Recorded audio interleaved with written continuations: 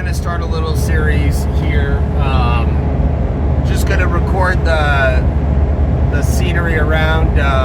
This is footage from Alamogordo to Ruidoso. Right now we're in Mescalero area, heading up to Ruidoso. But I wanted to talk to a lot of the people that are looking at our channel. Not that there's anybody that really pays attention or watches my stuff, but we were wanting to talk about the idea of brokers and how, especially in the moving industry, there's a lot of people who get sideswiped. There's a lot of people who get cheated. They get down payments from these companies that look like they're local, but they're not.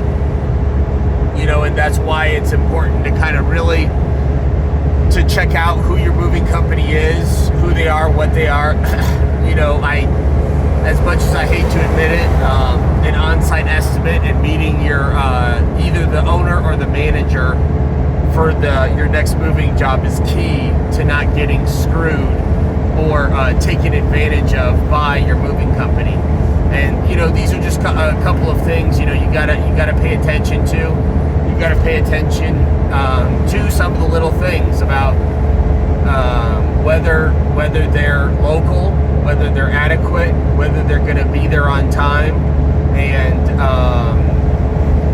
check out those things. Brokers, these you can tell by their website if you know what to look for. You can tell by, let me see, the professionalism. You can tell by, and I hate to say some of the stuff, but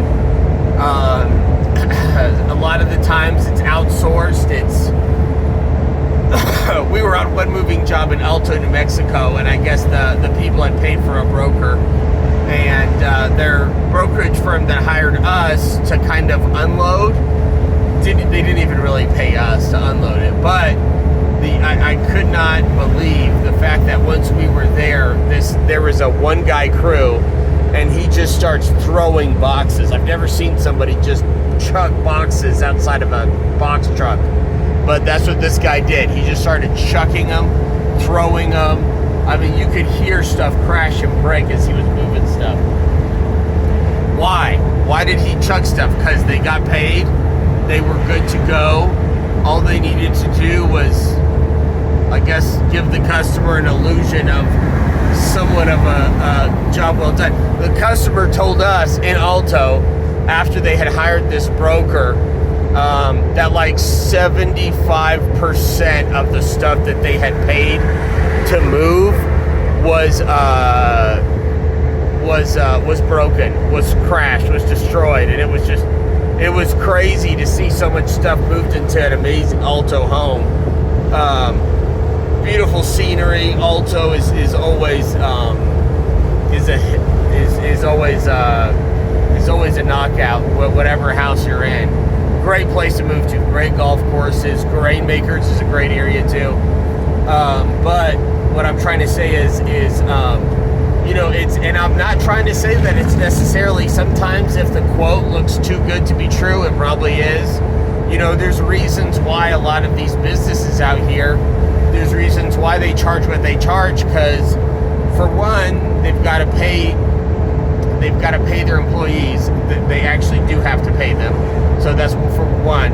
And then insurance is crazy expensive. I know for our company, I mean, we're in the thousands a month for our insurance. And, you know, we're not even talking about truck payments.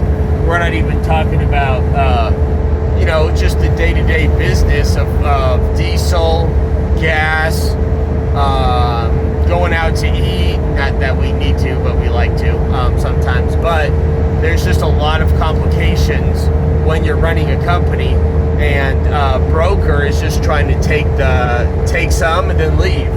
You know, and I think that in Ruidoso especially, it's very common for people to accept a cheaper bid. I know that sometimes customers have told us no, which is completely fine. Don't, you know, whatever. That's up to them.